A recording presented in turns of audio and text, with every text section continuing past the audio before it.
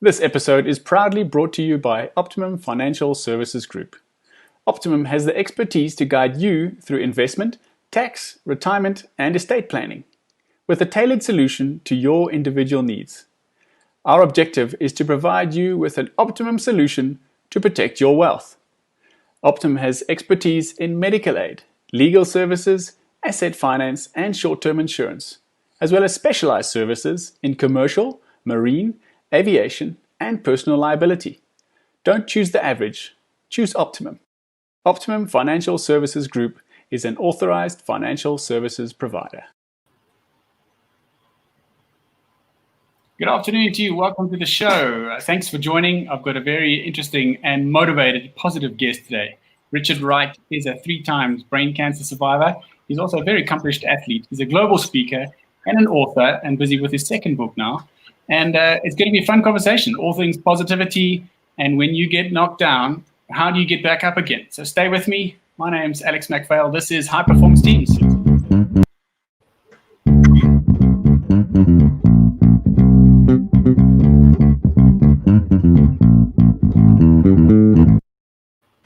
Richard, welcome. How are you doing today? Super, fabulous. Thank you very much, Alex, and thanks for having me on your show. Delighted. Yeah, it's going to be awesome. You are one of those guys. I remember we communicated back and forth recently, and I just got this message out the blue from you one morning saying, what an awesome day to be alive. It seems to be that, that's just not what you talk about. That's how you live your life. I can see by the smile on your face there. So what's great about today? Why are you so happy today? Wow, I even put a post out today. I'm having one of those real pinch me days. Phenomenal day. So it started off with 460 of my book, The Power of Purpose, on my dining room table, which I need to sign for a client. So I've got one really, really sore hand. And then the video crew rocked up to my house to record a keynote for a different client. Then unfortunately I had a super rad coffee plan, which we had to stretch out for next week just because it's been too hectic. And here I am now. So what a day. How did I get to this place where my life, this is what my life looks like?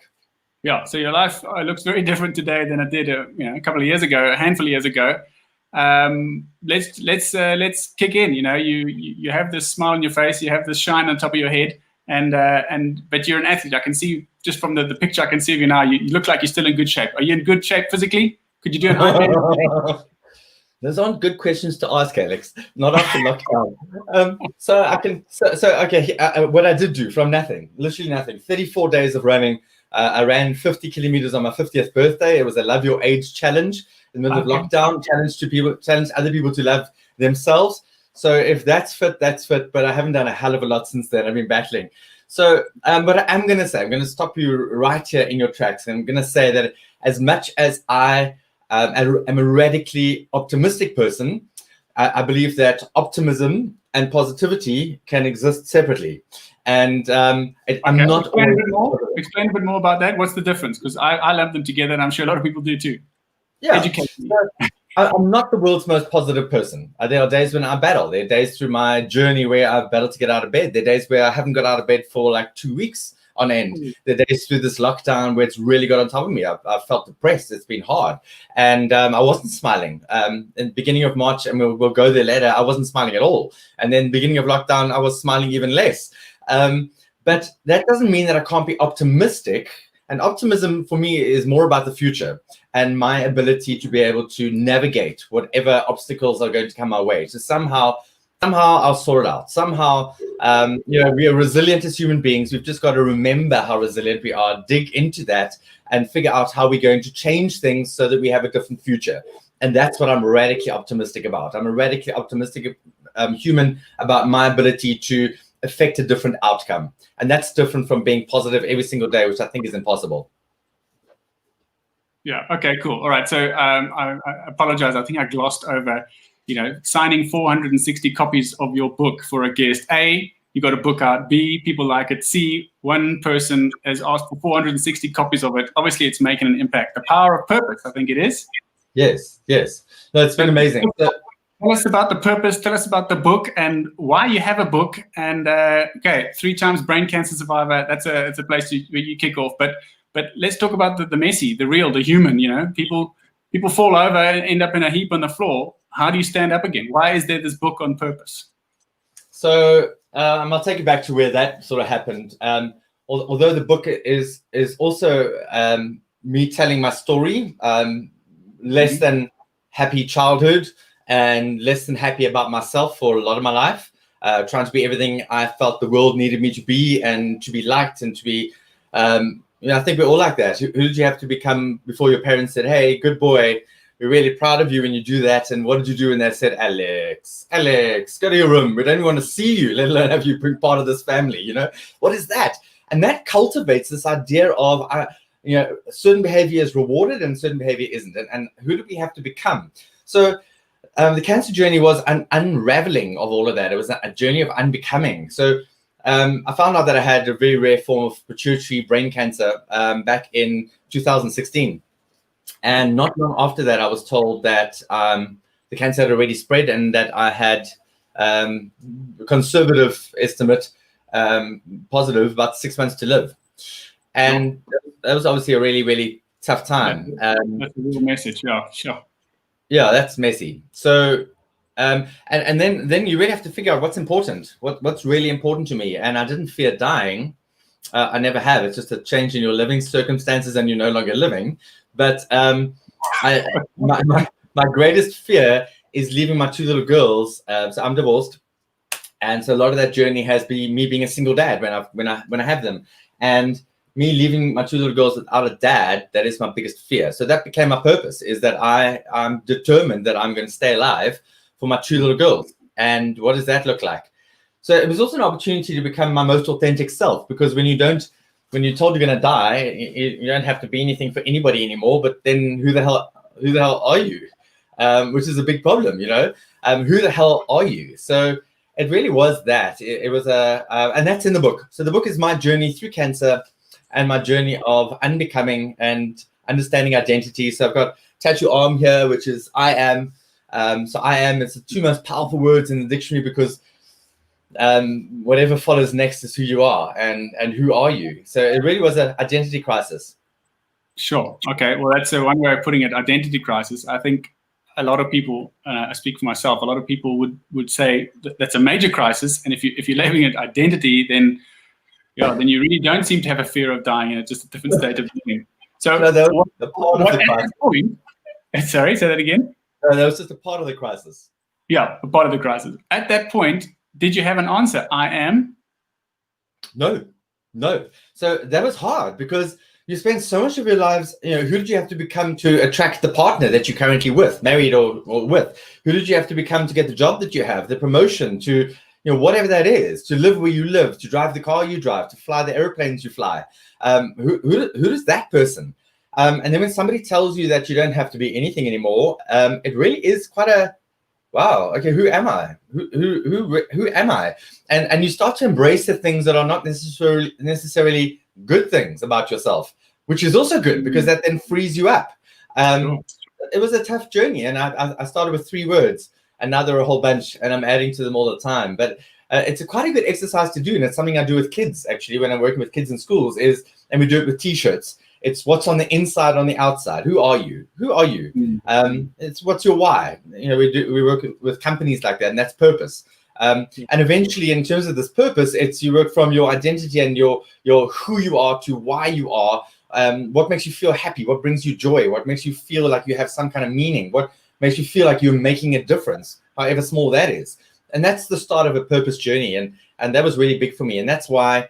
So the book is also an account of the ultra endurance events that I entered and the finish lines that I chased with stage 4 brain cancer.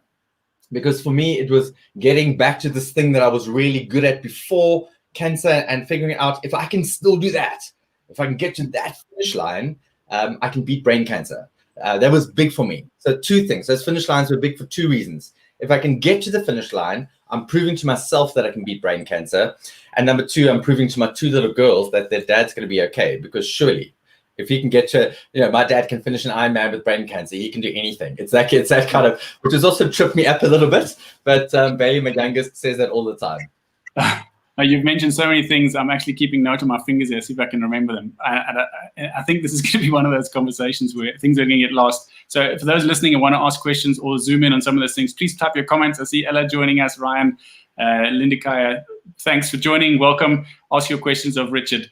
You mentioned at the time you've got 3 words. I am. Would you care to share those now, or is that too personal? What the words are? Yeah, what were those 3 words that you first found out? You've got to buy the book. That's fine. I'm kidding. So I am authentic. I am love, and that came from my girls. I actually asked them, love, and I am strong. So those are the first 3, and then there's I am change. I'm unique. I'm now. I'm creative. I'm brave. I'm tenacious, vulnerable, formidable, obsessive, rad, which is radically awesome, dad, by the way. And then my girls came up with one. So Bailey came up with hero, and then they wrote it in their own. So you can see that one. There's wrong way there. Hero. So that was Bailey, and then Mac came up with Superman. But she was young. She was 10, so she wrote it Superman, 2 words, which I just love. There's grit. There's Meraki. There's can we swear? This is the symbol for fucked up. I am fucked up, and I think we all are. We're all a little bit fucked up, and this journey is how to unfuck yourself, really. Sure. There are lots.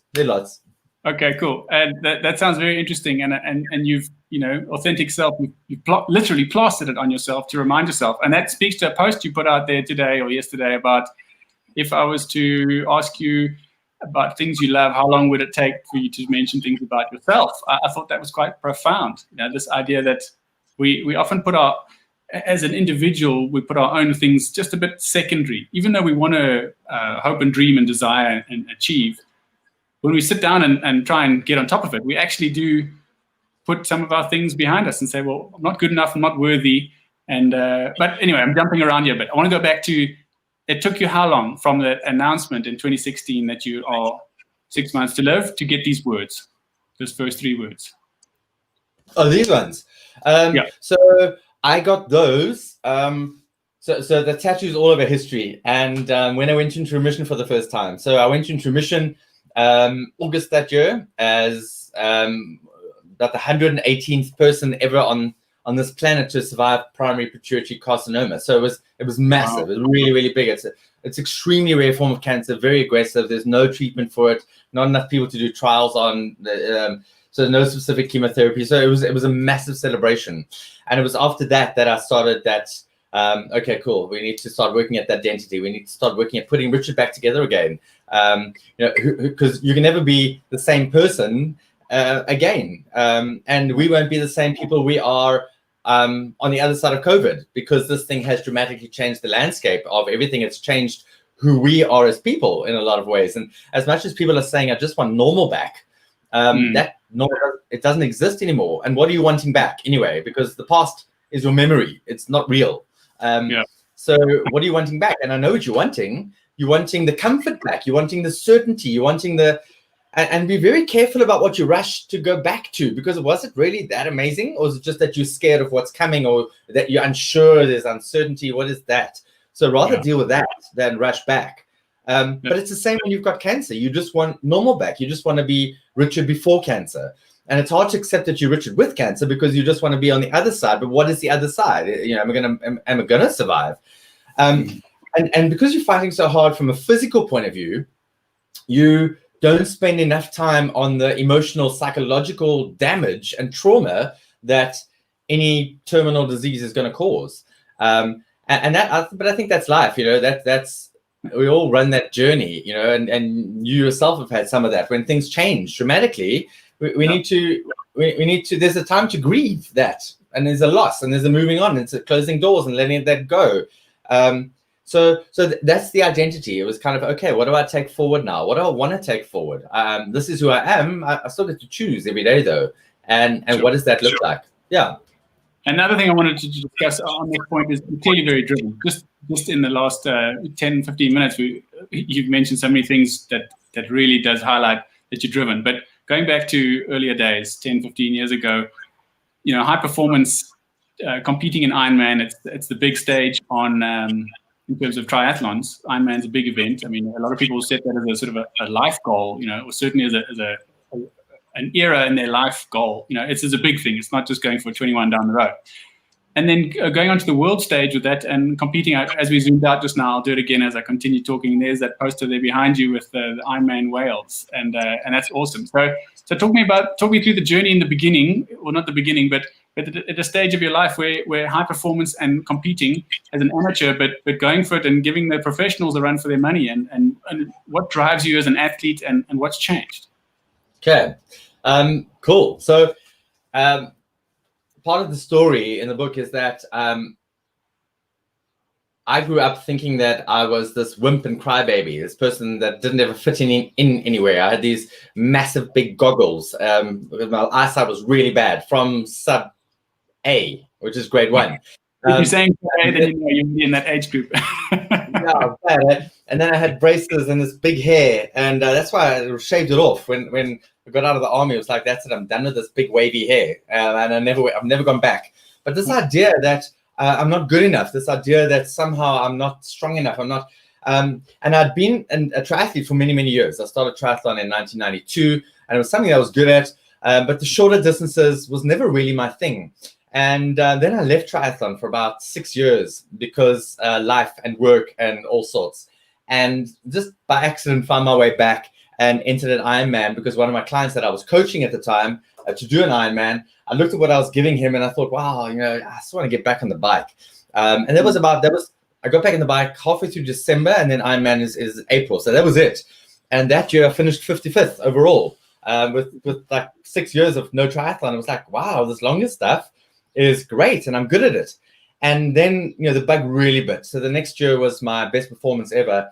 I finished 16th overall, first amateur athlete across the line, won my age group, beat a whole bunch of professionals, and realized that this is my thing. And it was very much I'm not a wimp and a crybaby. I'm quite hardcore, actually. But that doesn't mean I'm one-dimensional either. And a lot of athletes tend to become that. A lot of high performance people tend to become so singularly focused on one thing and one-dimensional, and that's never been me. And so training and coaching and racing has never taken over my life. There have always been other interests. There have always been other things, which is important for me. I need that stimulation. I need to be creative. I need to teach people, coach. I've always been that person. And then won my age group again the year after that, and qualified for world champs, obviously. And I paid for the slot. And the first time we were going to be having our second little child. And although she would have been 6 weeks old, I just kind of thought, I can't do that, go to race world champs. And so I did the right thing. And then the year after that, I got glandular fever. So it's an outstanding dream. Although I've qualified for world for the half Ironman champs about 5 times, and just never bothered to take a slot because I didn't want to go and do a half Ironman champs. And so that was the dream. And then part of the cancer journey was, wow, you're never going to get to world champs now. You're never actually going to get to Kona, Hawaii, and go and race. And you've earned the slots and you didn't get there. Now you're not going to get to go. But that first year, 2016, I was sick. I really wasn't well. And you didn't know you weren't well, but you didn't know what it was. Yeah, so I knew that it was pituitary. I'd been diagnosed with that when we were trying to fall pregnant. We were one of those statistics. We all think that we're going to find a partner and we decide, okay, we're going to get pregnant now. We're going to have a kid, and we're just going to practice for a bit and come off the contraceptive, and maybe a month later we're going to fall pregnant. Didn't happen for us. We call those people breeders, and we definitely were. We definitely weren't one of them. So we went through all the treatments, and that's where they found out that I had this little tumor. And we were able to manage it. It was not cancerous, and it was responsive to medication. So that was cool. But in 2016, it was very clear that something was dramatically wrong. And that was when I first heard the words cancer and Richard in the same sentence. But I'm convinced that surely it's not, and that I couldn't train. I really, really battled to train. And I was still determined that I was going to go and do the Ironman. And I did with hardly any training. And I crossed the finish line. And I thought, wow, I definitely, there's no ways. There's no ways. If I can cross the finish line, I read up on this thing, and there's no ways I've got that. And 5 days after that, I was booked in for a lumbar puncture with my neurosurgeon. And because you can't tell a brain cancer from a blood test because of the blood-brain barrier. And I went in, obviously lots of fear. And he said, he was really concerned. And because it's so aggressive, he wanted the results rushed back from the lab, and I had to wait around. So it was about 4 hours. And he'd prepped a theater, and he said, if it is this thing, we're going straight in. And it came back, and the news was, the results aren't good. And so it was no, surely not. I mean, I did an Ironman 5 days ago, and yes, it wasn't a great Ironman, but I still finished. And then when I came to, and it came out, and I saw him later, all I wanted to know is, did you get it all? Here I've had this massive news, but just tell me it's gone. How cool is that? And he was quite confident, and it was only in the radiation 6 weeks later we did an MRI to see what it was looking like, and that's when we found out that it had spread. So I'd done that Ironman, and so that was good for me, because that was kind of, you did it with cancer, so surely you can do another one with cancer. And I entered, and I thought, well, if I can just walk around the block, then Alex, I'm really sorry, I'm going to stop right now, and this is going to laugh. We've got a dog who's in season right now, and there's the other dog that shouldn't be with the dog that's in season right now. Give me 2 seconds, please. Well, I haven't had that before, but I see you guys joining the show. Yeah, thanks. And I will post up your comments. I see Sean Featonby joining from LinkedIn. Richard is a legend, and I'll repeat it to him just now. Richard is a legend. His positivity is contagious, and he crushes my Ironman times, even untrained, still recovering from chemo. Wow, that's a good sentiment. And I think, let me put him back and we can read that too. So you sorted out your dog, Richard. There is a comment from Sean Featonby, who was at school with me, saying Richard is a legend. Do you know Sean, by the way? Yes. Hello, Sean. How are you? And he says his positivity is contagious, and he crushes my Ironman times, even untrained, still recovering from chemo. So well done. And, Craig Wood, another friend and colleague, airline pilot. The only way for me to win my age category is to outlive the other athletes. Yeah. And Sibu, who is the current leader of the South African Air Force Silver Falcons team, says, that was very funny. Go to sort out a dog. So cool. Yes. Sorry about that. No problem. Okay, so I've forgotten where you were. Do you remember? Okay, I haven't. You walk on the dog?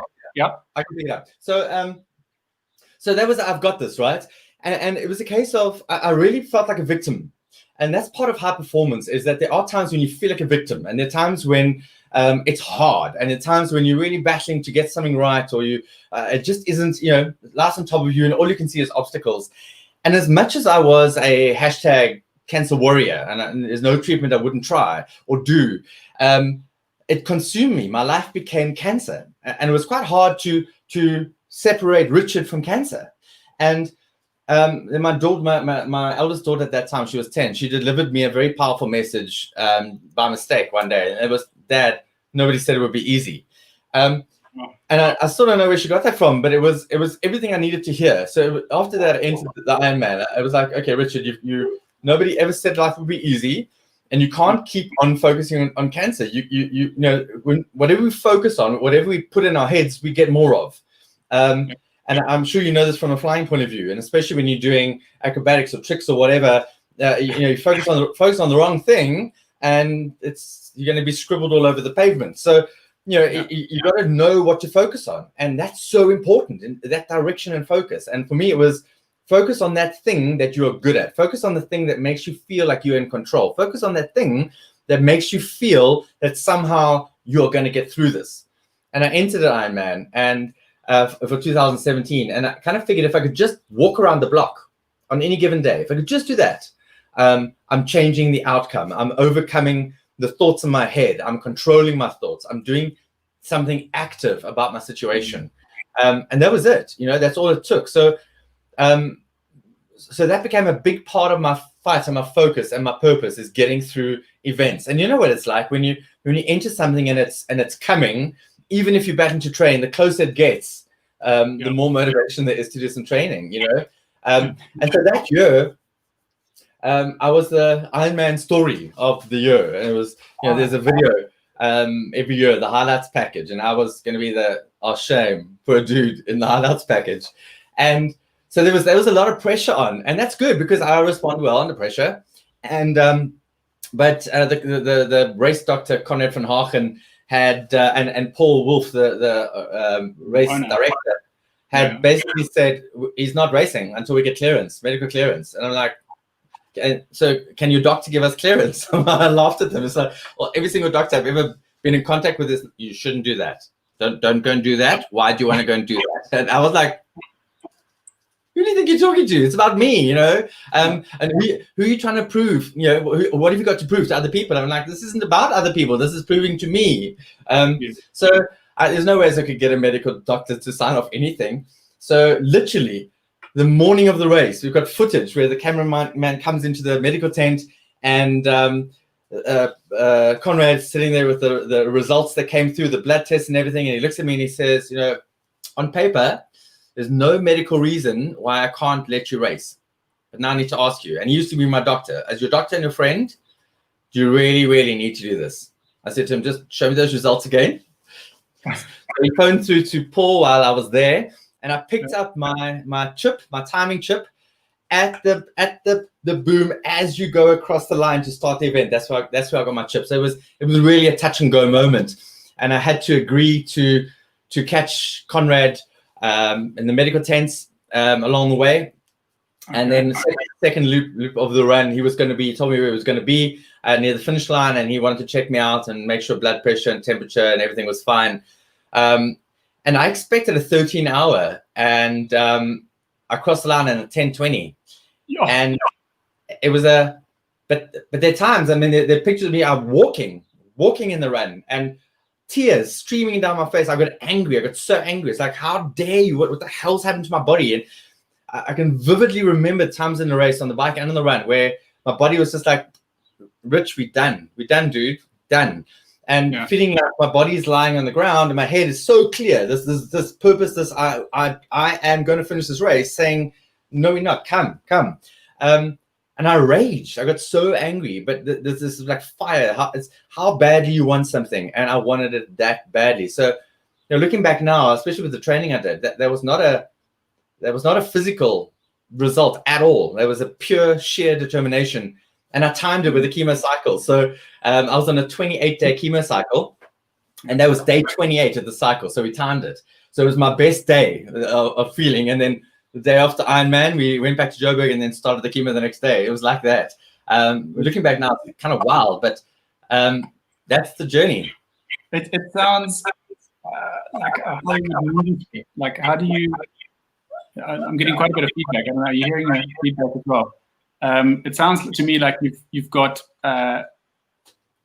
Some people won't even want to walk around on a chemo cycle. You know, they just want to do anything. But I've never done an Ironman. I've done the basic level triathlon. What's the swim? About a 1K swim and a 5K run and a 10K cycle. That's the extent of my triathlon training. I mean, it just sounds incredible, Richard. And you mentioned so many things now that you know, this fire in your belly thing where you're going to do it, and it makes me think about my time in the military as well. On officers training, I don't know if you did officers training, but the khocha, where you basically you get pushed in the beginning of, you've done basic military training, now you're going to officers formative training. In the beginning of that, you get pushed to your limit, and they set you up for not failure, but actually, if you walk through the journey and you look back, what they were doing was clever in a way. You know, they really hammer you physically. You know, you're mentally fatigued, you're emotionally fatigued, you're physically fatigued. You're a little bit undernourished on rat packs, you know, 1 rat pack over 3 days kind of thing. And you're all in a group and you're tired and hot and sweaty and all that stuff.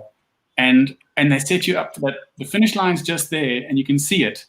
And, you know, after 2, 3, 4 days of this, you get to the finish line and they say, okay, guys, just a quick 5K run kind of thing, where not an Ironman, but imagine something that you get to the end, expecting it is the end. And now we can relate this to COVID. And only to find out it's not the end. We're just going to push you a bit more. So, you know, that's the kind of story where you learn out of it that you can go more, but in the moment you don't feel it. And how do you control that thought, or that? I mean, what you were describing sounded to me a bit like an outer body experience, looking down at Richard running or cycling and saying, "Damn you, we are continuing." How do you snap out of that, and how do you force yourself to continue even though you got no energy? Okay, cool. Good question. Thank you.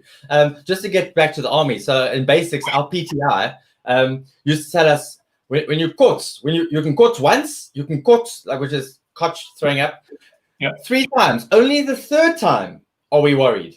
So keep throwing up. That's what it is. Yeah. So before I answer though, what I do want to say to anybody listening is that this isn't a story of something, that I want to make this relevant and relative. So every single one of us have got our stuff, the things that we're pushing through. Mine just happened to be an Iron Man with cancer. Doesn't matter. It's not. There's no hierarchy of stuff. Your stuff is valid and relevant and relative to you. And my job is to help you to try and identify the things that you can do something about and figure out how you can do that. And I'll help you with that now. And to figure out what are the things I can do nothing about, and how do we approach that? Because we need to identify that these things are things. They are obstacles. They're things holding us back. They are things that are pushing our endurance and our resilience to big levels. And how do we push through those times? So for me, it's about thought control. The only thing that you have 100% control over in your life is the thoughts in your head. It's the only thing. But yet we're so spectacularly bad at controlling our thoughts. And I mean, it's simple as me, putting a picture up in a presentation of somebody blinking. This guy with big goggles and he's blinking, and saying, just look at that picture. Look, and the word is blink. And then the question is, why do we blink so frequently? And now you're going to start thinking about blinking, and you're going to be saying, I'm not going to blink now because I know what Richard's doing. He's going to try and make me blink, so I'm just not going to blink. But it doesn't matter. You're thinking about blinking. How easy was it for me to manipulate your thinking just to blink, right? That's the power of your thinking, is that whatever you put in there, you get more of. Now we're thinking about blinking. Here's the interesting thing. You've been blinking since you got up this morning. It's the first thing you did. Why? Because we blink because our eyes are dry. We need to, make sure they work still. Okay, I'm awake. And every time you blinked, your brain, your subconscious brain, was aware of the fact that you're blinking, but you didn't tell your brain to be aware. So what are you telling your brain? So now Iron Man, for me, I even have a strategy where I fold my race number over so you can't read my name. Because every single time I'm distracted, somebody says, hey, go, Richard. You're looking amazing, Richard. It's like, you're lying, you bastard. I don't look good. Every time I do that, it distracts me from what I'm thinking. And I'm repeating a mantra to myself. And the mantra is, I'm strong, feeling good, strong, powerful, strong. But I've got to say it. So if you watch a video of me and the Iron Man, it looks like I'm talking to myself. And you're like, this guy really is crazy. And maybe he is, maybe he isn't, but he's talking to himself. And because your brain isn't capable of more than one thought at any given time. It isn't. So you can't multitask. What you're doing is fast switching thoughts, just at speed. And because you're doing that, you're not doing any one of them well, but that's not what we're about. So the point is, I need to put that thought in. When I say it, I'm reinforcing it 4 times. I'm using 4 different areas of my brain, Wernicke's area, Broca's area, motor cortex, or the cortex, the 4th one I've missed anyway. But using 4 different areas of your brain, because I've got to think what I'm going to say. I've got to say it, tell myself to say it. I then have to hear it, and then I've got to decipher what I've heard. So I'm reinforcing that concept 4 times, and I'm telling myself, so now my brain, which is the most sophisticated filtration system on the planet, now we really are talking high-performance tricks here, is it's going to filter in all the things that reinforce that thought and agree with that thought, and it's going to filter out all the things that don't agree with that thought. But who put that thought there? Me. So I'm telling myself strong, feeling strong. So, but if I focus on my thoughts, it feels like I've got a twinge in my left leg. Maybe I got a cramp. Is that what it feels like when I got a cramp? Oh, well done, Richard. Now we're getting cramp. Because now every single little thing is going to feed that until the point where you start to compensate. Because you're compensating for this, then you get a cramp somewhere else. And who did that? So that's what I do, and it's really important. I don't want to think about the finish line. I don't want to think about how far it is. I don't want to start counting down. I've got to control my universe, and my thoughts must serve me. So, how did Richard get through a full Ironman with stage 4 brain cancer? 1 step at a time, exactly the same way every other athlete did. There are no special rules for the cancer guy. There wasn't a shorter route for the cancer guy. No, there wasn't. And there wasn't even a cancer category, and I'm positive I won that. Who am I competing against? But the way we get to the finish line is 1 foot in front of the other, and I worked it out. For me, it's roughly 64,000 steps in the 42.2 kilometer run, no matter how I take them. And I've just got to make sure I'm doing one after another. Keep moving forward. And that's what it is. It's controlling what you think. And the minute you stop doing that, wow, then your race is done. Sit down on the pavement and wait for them to come and scrape you off. Sure. Okay. You mentioned a lot of great things there. I just want to bring in some comments, and then we'll get to whatever sparks off a conversation next. So Craig again joining us saying, Ironman is tough. How would you compare finishing the race to beating cancer to succeeding in life? I want to jump onto the next one before you answer there. This is my father-in-law, Jock, saying, Richard's frame of mind is inspirational. Been through the chemo with my dear wife. For me, it was optimism being hope with a plan, which, as he says, is in your head. And Helena joining us saying the power of the subconscious mind. So just a couple of things that we can continue the conversation along. If there's anything that stands out that you want to pick up on. So your father-in-law, Hubert, right? Yeah. Great. Right. So Hubert, what he said there is so important. So overcoming cancer, and all the specialists will agree, is 50% what you think in your brain and 50% modern medicine. And the 50% modern medicine, they can control as much as possible. You can go on trial drugs. They'll do whatever they possibly can to get you across the finish line. But the mental side, the attitude side, they can do very little about. And they all say the same thing. If they could have more control over that side, they would have better medical responses. It really is about that. And I define it into, so sitting on chemotherapy for hours at a time and watching other patients coming through. They would walk through the door and I would literally in my head go, cancer survivor, cancer victim. Cancer victim. How'd you pick that up? Just the demeanor, just the look in the eyes. And it doesn't mean that everybody who's got a cancer survivor mentality is going to survive the disease, because it's a shitty disease. But they will all live longer. They'll have a better quality of life. They'll live. They won't wait to die. They will confound the doctors. And that's all because they decide that that's what they want, right? So I figured out quite early on in the journey that I didn't have to survive cancer to be a cancer survivor. That just to still be alive meant that at that particular time, I was a cancer survivor. And right now, we're survivors of absolutely everything that has ever happened to us in our lives. If you're still married and through lockdown, you're a married, magnificent marriage survivor of lockdown. You know, it's been tough. If you're divorced, not only have you survived marriage, you've survived divorce. If your house is mortgaged, if your car is financed, you're a survivor of debt. You're a survivor of every heartbreak that you've ever been through, purely because you're breathing. So that is an incredibly strong mentality to say, I am currently a cancer survivor. And on the day that cancer gets me, I'm no longer a cancer survivor. But then I'm also dead and it doesn't matter. But if I die, and I can die for any other reason. I was held up in my house after I went into remission the first time for 2.5 hours at gunpoint. And I honestly thought I was going to die. And I thought, wow, how ironic is this? 118th person ever in the history of the world to survive.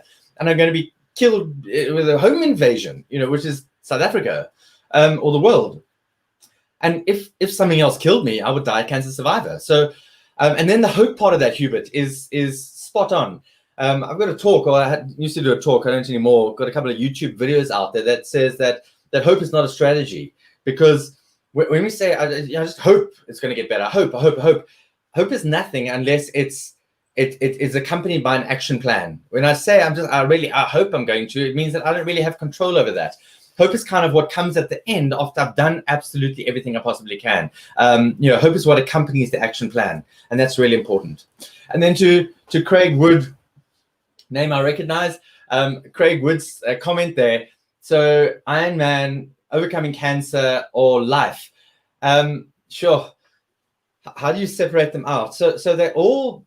So definitely not Ironman. That's definitely not the hardest thing. Overcoming cancer.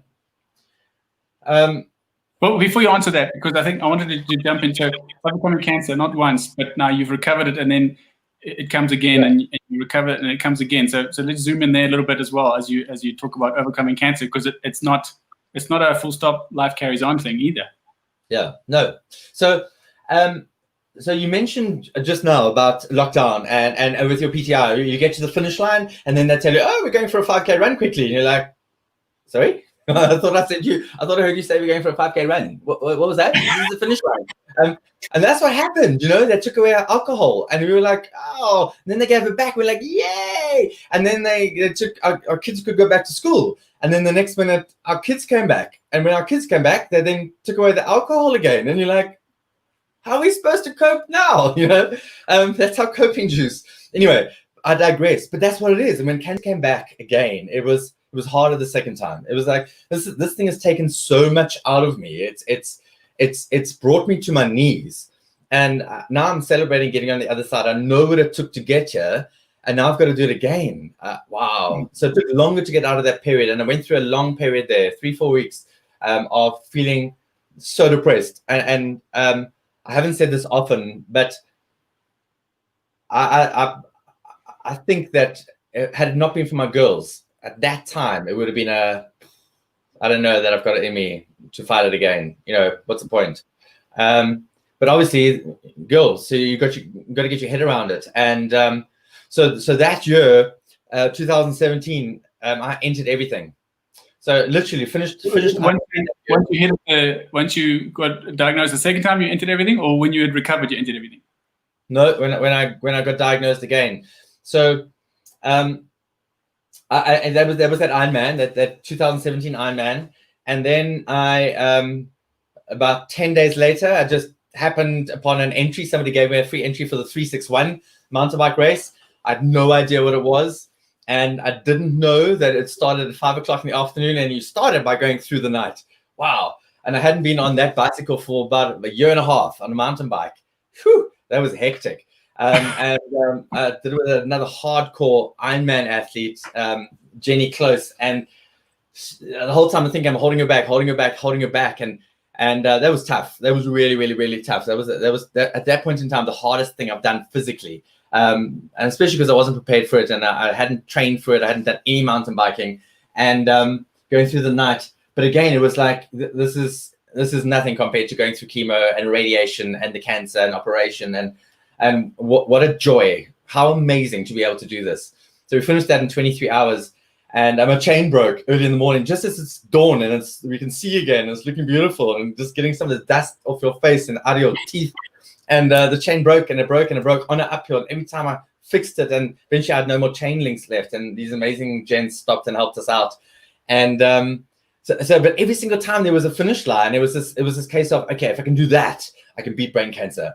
And then about 3 weeks after that, I was given an entry for a My Way Sun City half Ironman and did that. And then the same week, about 5 days later, starting to see.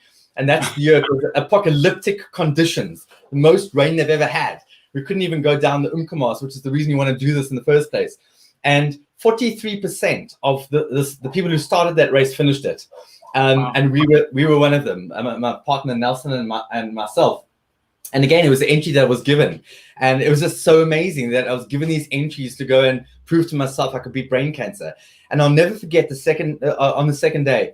And there are 3 conditions. So every time we passed another 2 riders, they'd be like, "Oh, it's so bad, eh? Isn't this so bad, eh?" And they'd be like, and I'd be like, "Oh, what do you mean? Would you be training on a day like this if it was raining like this? Because the rain was pouring down." They're like, "Hell no, there's no ways I'll be riding." I'm like, "Okay, what if it's windy like this? Because it was sideways rain that even when you're squinting, it was like little needles in your eyes."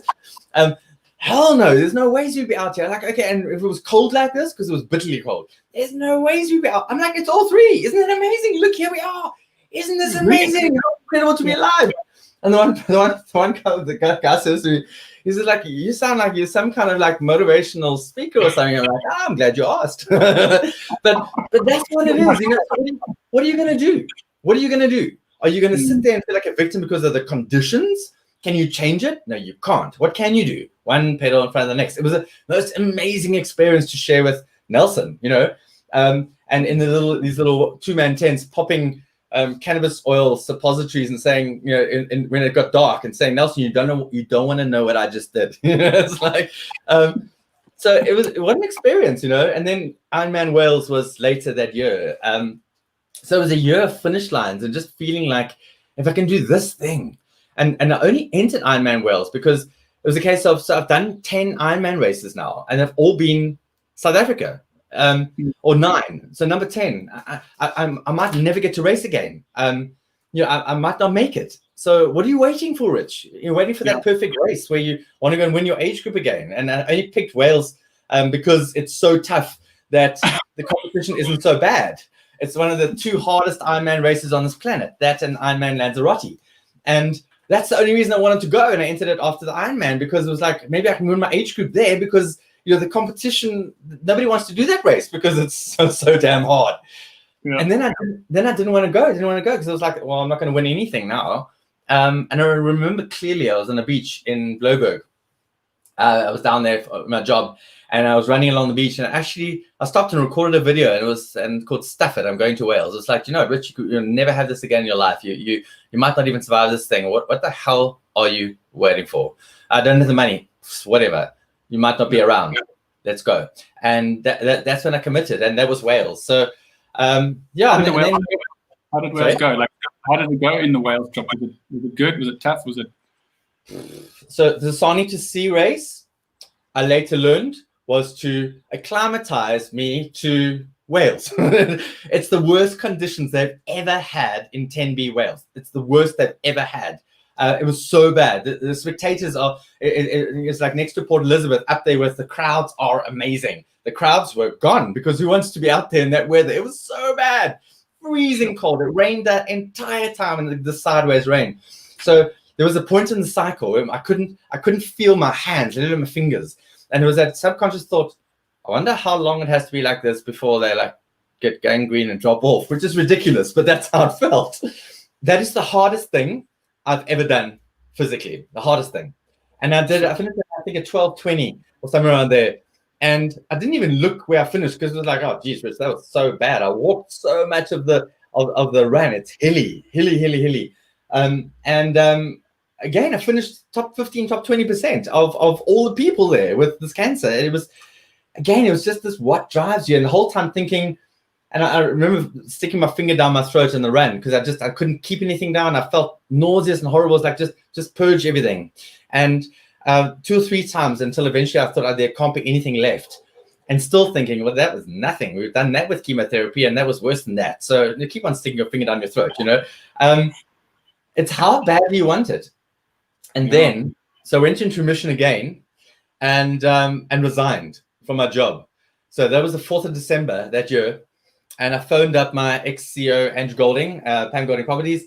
And I said, Andy, I'm resigning the day after I went into remission. And he was like, no, you're not. I'm like, yes, I am. No, you're not. Yes, I am. Okay, finally, 3 months later, we'll let you go.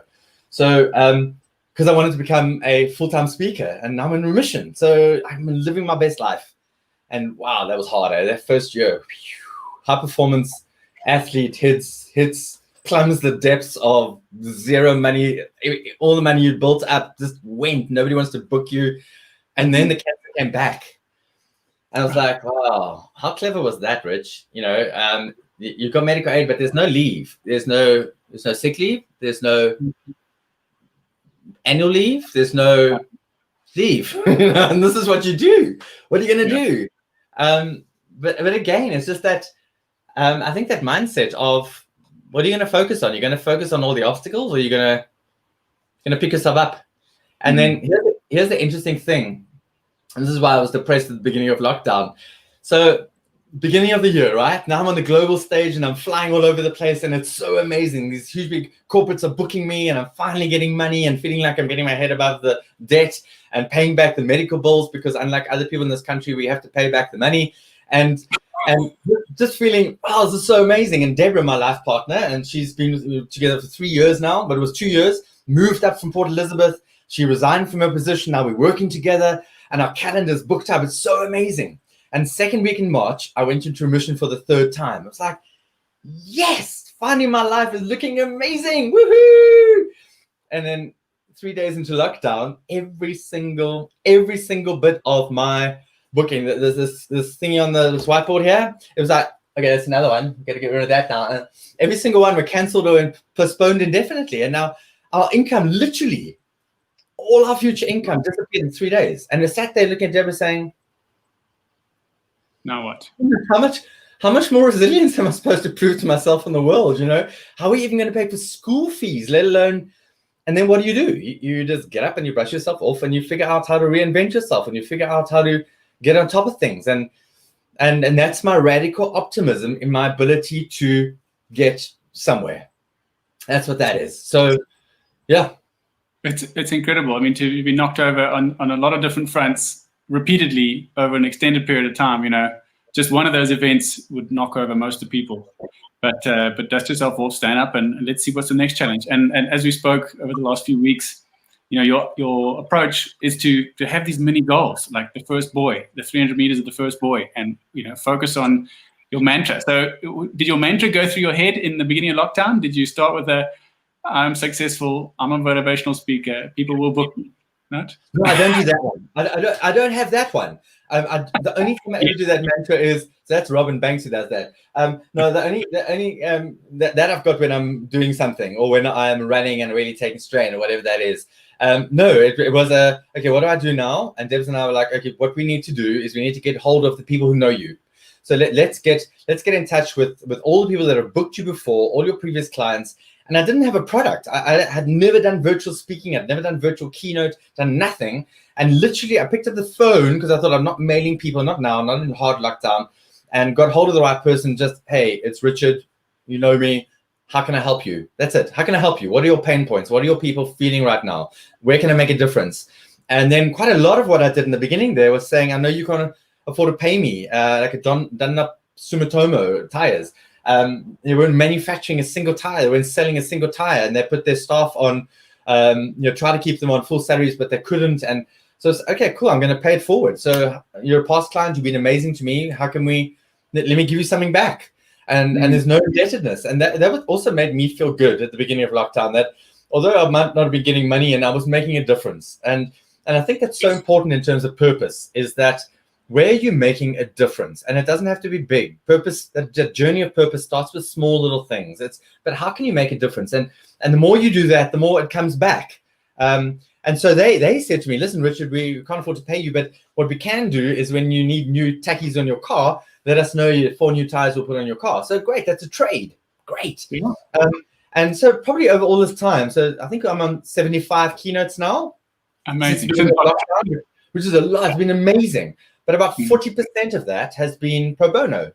And if I can help, I will. Absolutely. And if you ask me how you can give me something back, well, just give me a testimonial. Promote it on social media. Just tell them that you enjoyed me. Lie if you have to. Doesn't matter.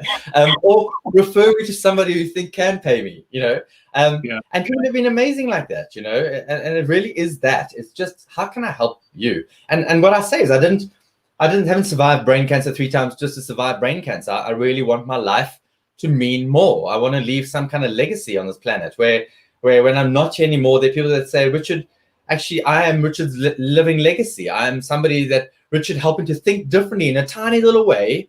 And it made a difference to me going forward in my life. And if I can do that, that's high performance in itself. That really is. How can I make a difference? I think you've made a difference to people listening now. I want to just sort of branch onto the last theme where I'll give you my thoughts, and then you can just respond on that. So as it relates to COVID, as it relates to dust yourself off, as it relates to, I'm going to give you a story back to being an airline pilot once again.